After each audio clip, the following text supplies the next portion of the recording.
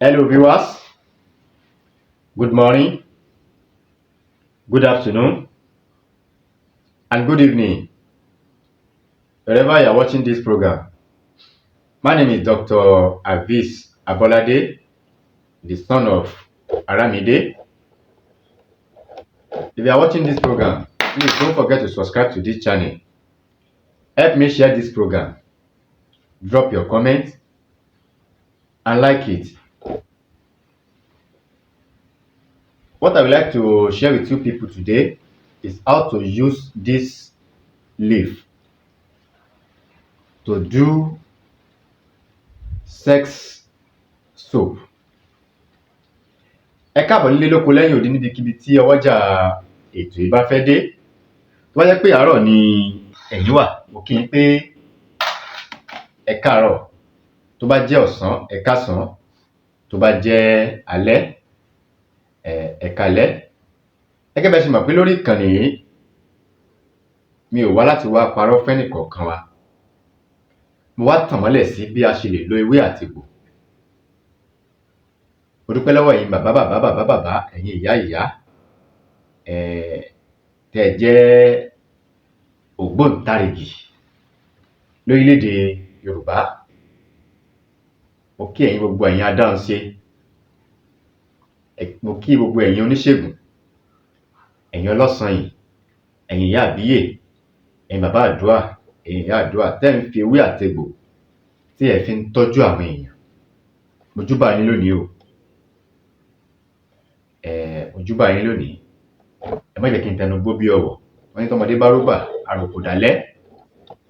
Ìbà kọ́dá, ìbà ṣẹ̀dá. Ìbà Ọlọ́run, ìbà èèyàn. Ìbà èṣù lápá kan. Èṣù ò ní ṣe mí, kò ní ṣẹ̀yin lólùfẹ́ mi. Nílé lóko lẹ́yìn odi, ṣé ẹ ti wá nǹkan fìdílé?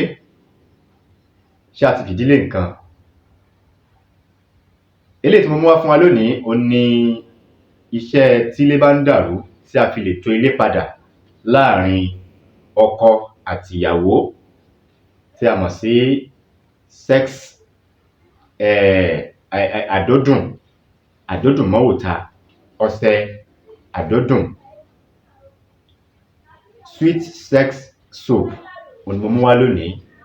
Àdódùn, ọṣẹ àdódùn mọ́wòta tí a fi lè tò ilé tílé bá ń dàrú, tá a fi lè tò ilé láàrin ọkọ àti ìyàwó. Tá bá rí pé ìfẹ́ ò sí láàrin wọn mọ́, a fẹ́ pe ìfẹ́ padà.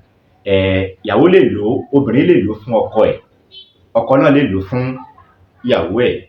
Tá bá parí ọṣẹ yìí, a máa fi wọ okó wa ni. Nígbà tá bá fẹ́ bá ìyàwó wa lájọṣepọ̀, a fi fọ okó lásán. Obìnrin náà bá fẹ́ lájọṣepọ̀ pẹ̀lú ọkọ ẹ̀, a kàn fi fọ ojú ara ẹ̀ dànù lásán. Kò jù bá náà lọ, ìwọ jẹ́ kómi yẹn gbẹ mọ́bẹ̀. Ẹ wá bẹ̀rẹ̀ iṣẹ́ ti bẹ̀rẹ̀ nìyẹn. Ewé yìí wọ́n ń pè ní ewé lẹ́fun lósùn. Àwọn kan ń pè ní ewé kókò ẹbọ. Àwọn àbàtà wa kéékèèké à ń pè ní ewé kókò Jésù. Ẹgbó lẹ́jẹ̀ lára, wọ́n ń pè ní ewé lẹ́fun lósùn. Kókò ewé lẹ́fun lósùn wọ́n ń pè é. Báwo la ṣe máa ṣe? Bá ṣe máa ṣe náà léléyìí. Ẹ jẹ́ ká já ewé yìí. Ṣé a ti já ewé yìí? Ewé lẹ́fun lósùn a ti já. Ẹ jẹ́ ká já ewé lẹ́fun lósùn yìí. Ṣé a ti já ewé lẹ́fun lósùn yìí? A ti já. Ẹ jẹ́ ká gún mọ́ ọṣẹ dúdú. Ẹ jẹ́ ká gún ewé lẹ́fun lósùn yìí. Ẹ jẹ́ ká gún mọ́ ọṣẹ dúdú. Bá ti gún mọ́ ọṣẹ dúdú tó ti kúnná dáadáa, ewé lẹ́fun lósùn náà ni ẹ̀ ń wò yìí.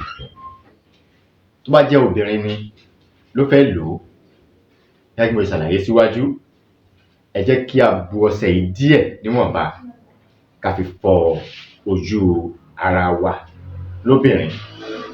Ẹ fi fọ̀ kó mọ́. Bá ti fọ̀ tán, má jẹ́ kí ara bímọ ò lo nǹkan. Bá jẹ́ ọkùnrin náà ni, má jẹ́ kí ara bímọ. Ìwọ kàn sọ pé o fẹ́ wẹ̀, o fẹ́ ṣáwà, kó wá fi ọṣẹ yìí kó fi fọ̀. Fomi sí, jẹ́ kómi yẹn gbẹ mọ́ lára. Bẹ́ẹ̀ náà lobìnrin náà, ẹ fi fọ ojú ara. Ẹ jẹ́ kómi yẹn gbẹ mọ́ lára. Bàbá, iṣẹ́ yá. ó ti bẹ̀rẹ̀ iṣẹ́ nìyẹn, ó ti bẹ̀rẹ̀ iṣẹ́ nìyẹn. Gẹ́gẹ́ bí mo ṣe sọ, bí mo ṣe ṣàlàyé yẹn, mo rò pé ó ti yé yín, mo rò pé ó ti yé yín dáadáa. Ẹ má gbàgbé láti bá mi subscribe sórí ìkànnì yìí, ẹ bá mi share program yìí, ẹ bá mi like, kí ẹ comment. Like I said, go and look for this leaf. Yoruba call this leaf ewé lẹ́fun lósùn, ewé lẹ́fun lósùn. Pluck this leaf, pound it very well with black soap. Pound it with black soap. Pound it with black soap. If you want to use it, just take small out of this soap. Use it to wash your vagina. Out of this soap, just take small. Use it to wash your vagina. For woman can use it, man can use it. Just take small out of this soap. Use it to wash your penis before you start to do this thing. That is it. Yoruba call it adodun mawuta. It's small, but it's mighty. My name is Dr. Aviz Abolade. Thanks for watching. Don't forget to subscribe. Help me share this program.